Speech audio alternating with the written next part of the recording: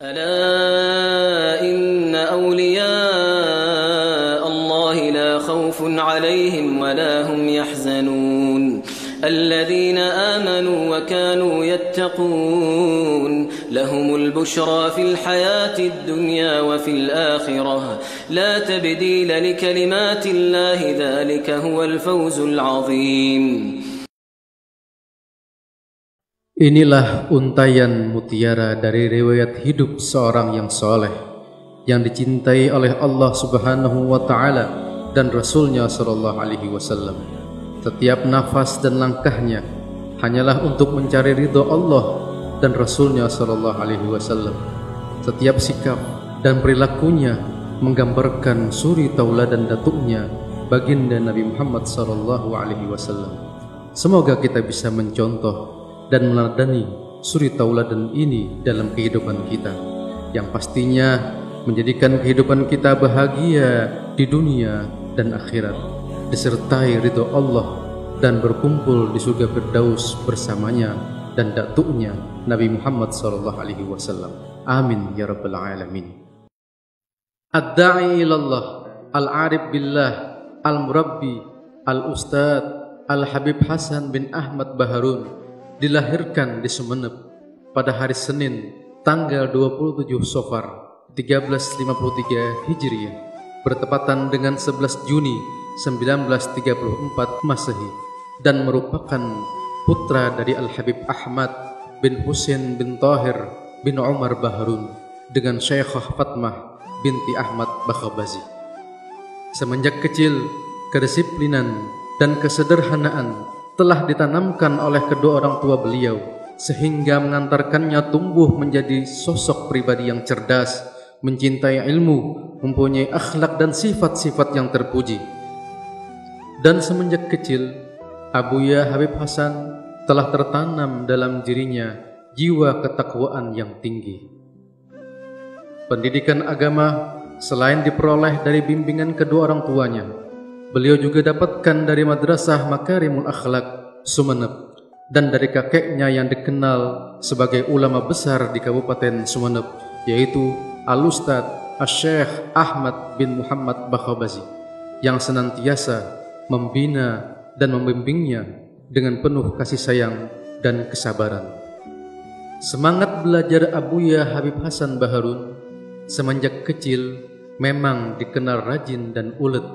Bahkan apabila bulan Ramadan tiba, selepas melaksanakan salat tarawih dan tadarus Al-Quran, beliau lanjutkan dengan belajar dan mendiskusikan masalah agama kepada pamannya yang bernama Ustadz Syekh Uthman Bakhabazi sampai tiba waktu sahur.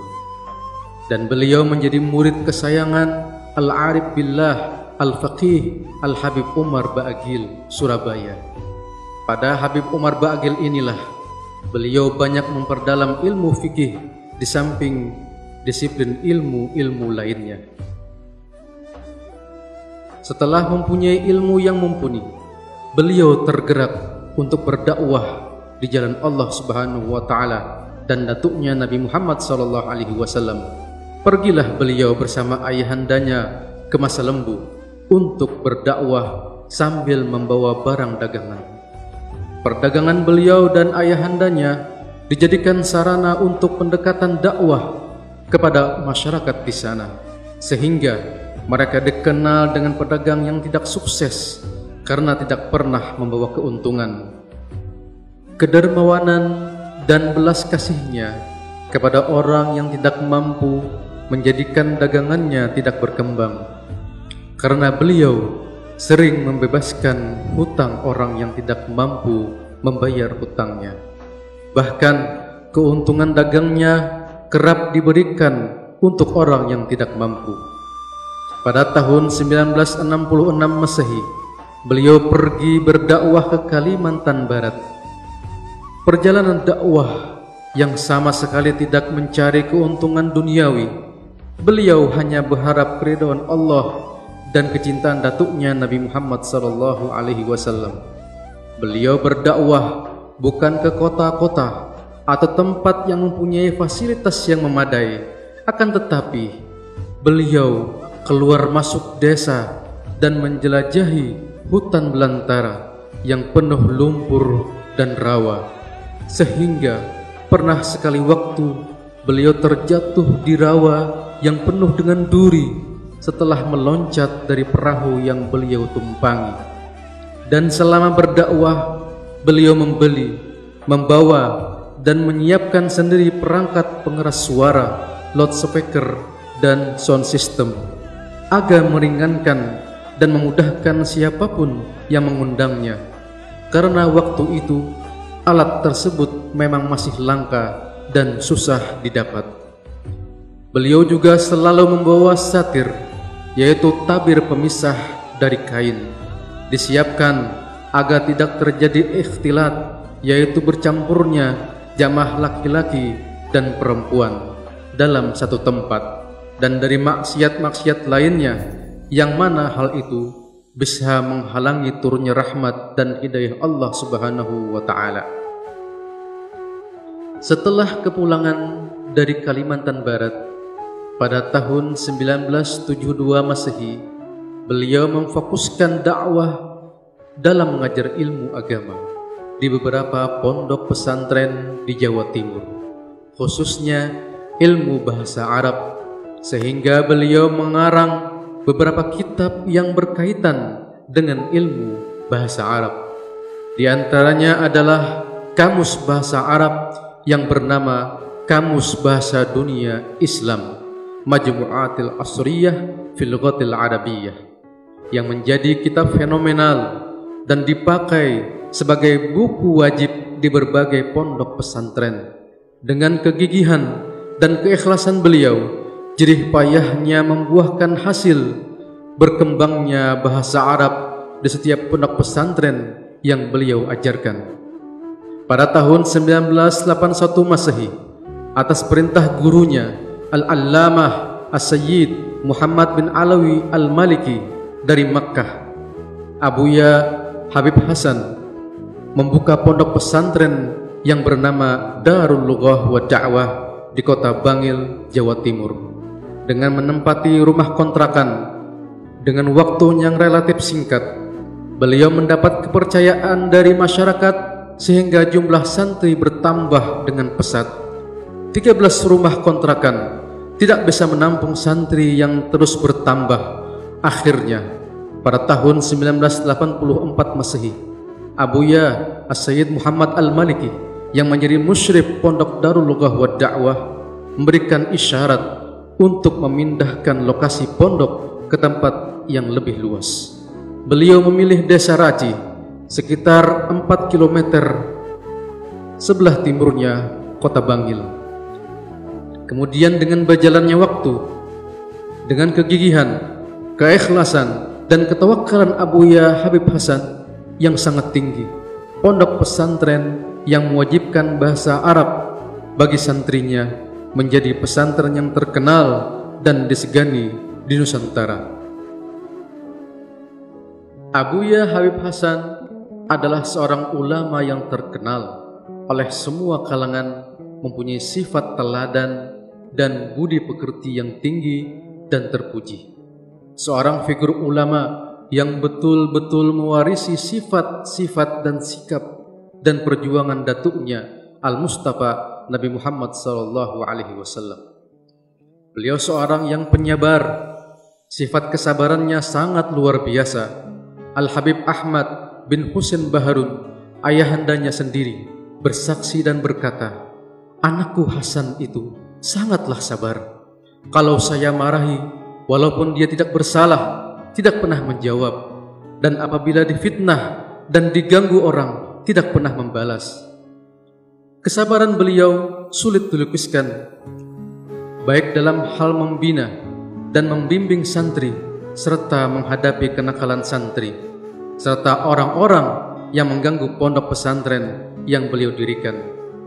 Abuya Habib Hasan dalam menghadapi orang-orang yang fitnah dan mengganggu beliau ataupun pondok, justru mereka diberi hadiah dengan berulang kali, bahkan membantu urusan mereka seakan-akan beliau tidak tahu bahwa orang tersebut telah mengganggunya. Sifat istiqomah Abuya Hasan Baharun sudah tidak diragukan lagi. Istiqomah merupakan karomah yang paling tinggi dimiliki oleh seorang wali. Al-istiqamah khairun min alfi karomah.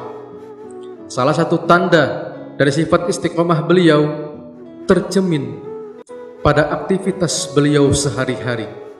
Bangun dini hari pada jam 2 malam merupakan sebuah kebiasaan yang beliau tekuni dimanapun, kapanpun, dan dalam kondisi bagaimanapun.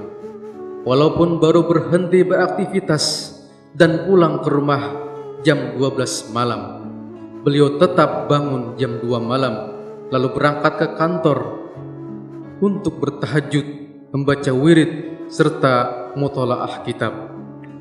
Kemudian membangunkan santri dan para guru pada pukul 3 malam. Bahkan untuk menjaga keistiqomahan tersebut, beliau mewajibkan santri yang menjaga malam di pintu gerbang untuk membangunkan beliau tepat pukul 2 malam dengan bel yang keras terpasang di kamar beliau. Abuya Habib Hasan juga terkenal dengan ketawadhuan yang luar biasa. Walaupun beliau sebagai ulama besar yang dihormati dan disegani, tapi beliau senantiasa menunjukkan sikap tawadhu dalam kehidupan sehari-hari dan sama sekali tidak menunjukkan bahwa beliau adalah orang besar, karena beliau selalu berpesan kepada putra-putri beliau dan kepada para santri, jadikanlah dirimu orang yang paling rendah dan paling hina di muka bumi ini. Maka tatkala engkau tidak dihormati dan dimuliakan, maka engkau merasa pantas dengan kehinaan tersebut. Dan tatkala engkau dihormati dan dimuliakan seseorang, maka engkau melihat orang itu yang mempunyai akhlak yang baik, yang mau menghormati orang yang hina seperti saya ini. Walaupun beliau seorang pimpinan pondok pesantren yang beliau dirikan, seringkali beliau membuat sendiri teh atau kopi yang akan disuguhkan kepada para santri yang mau belajar kepada beliau.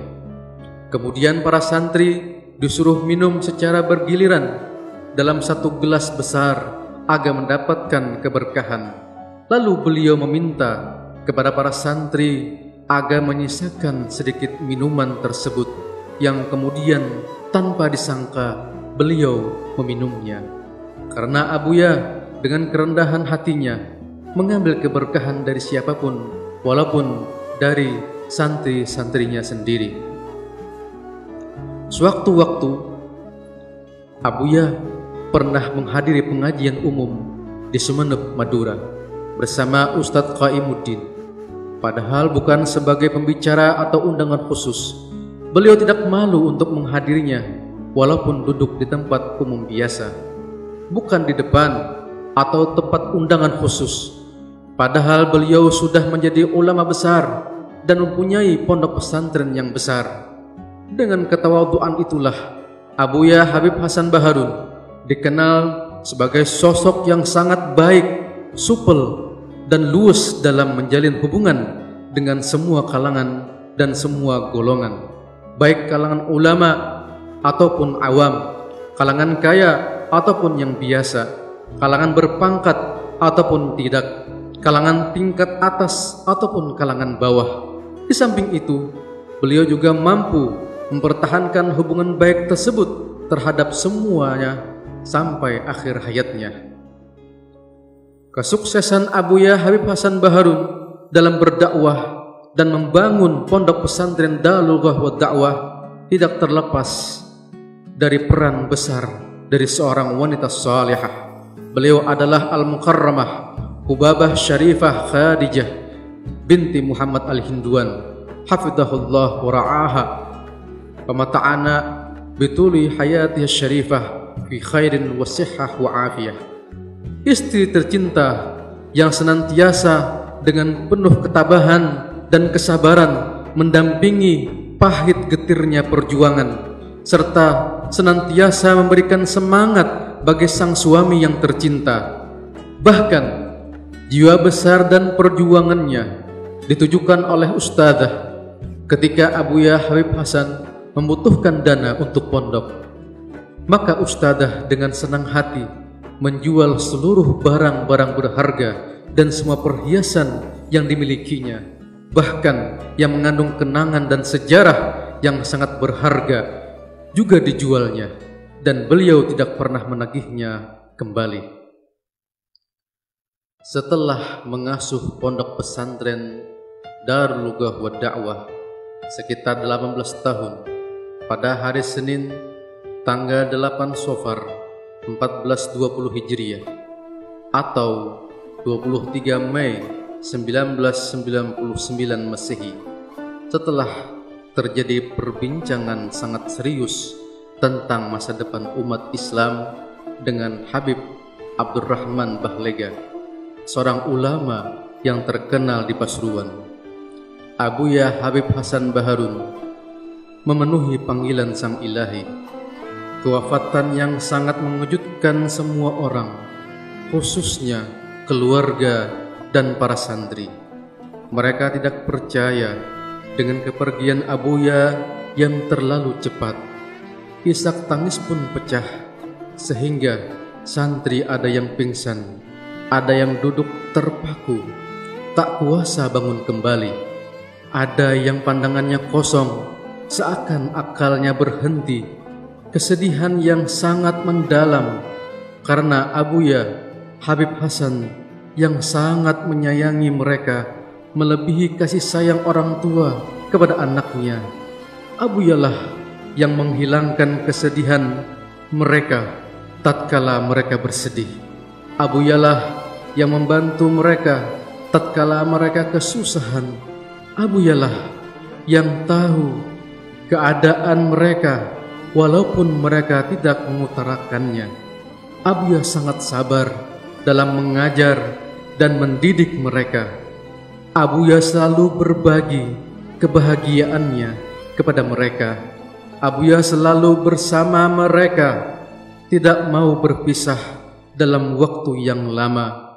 Abuya mengorbankan waktu, jiwa, dan hartanya untuk mereka, sehingga mereka larut dalam kesedihan, isak tangis, dan duka cita dalam waktu yang lama. Berita kewafatan Abuya Habib Hasan tersebar dengan cepat. Ribuan orang yang datang berduyun-duyun untuk bertakziah dan mensolatinya. Saat itu, sholat jenazah dipimpin oleh Al-Arif Billah Al-Habib Anis bin Alwi Al-Habsyi dari Solo. Kemudian estafet kepemimpinan dilanjutkan oleh putra beliau Al-Ustadz Al-Habib Ali Zainal Abidin Baharun. Dan sampai sekarang pondok pesantren Darul Lughah wa Da'wah berkembang dengan pesat dengan kegigihan Al-Habib Zain Baharun berserta saudara-saudara beliau, yaitu Al-Habib Segaf Baharun, Al-Habib Ali Baharun, Al-Habib Husain Baharun, dan Asy-Syarifah Ummu Bagir Baharun, yang mereka saling bantu-membantu dan bahu-membahu. Hafidhahumullah wa ra'ahum wa mata'anna Allah bituli hayatihim syarifah fi khairin wa sihhatin wa afiyah. Demikianlah sebagian manaqib Abuya Habib Hasan Baharun. Mudah-mudahan kita semua bisa menjadikannya teladan dalam kehidupan kita semua, sehingga kita mendapat keberkahannya, kecintaannya, dan kecintaan datuknya Al-Mustafa sallallahu alaihi wasallam. Rabbi fanfa'na bi barakatihim wahdinal husna bi hurmatihim wa amitna fi tariqatihim wa mu'afatin minal fitani. Wa sallallahu ala sayyidina wa maulana Muhammadin wa ala alihi wa sahbihi wa barak wa sallam. Alhamdulillahi rabbil alamin.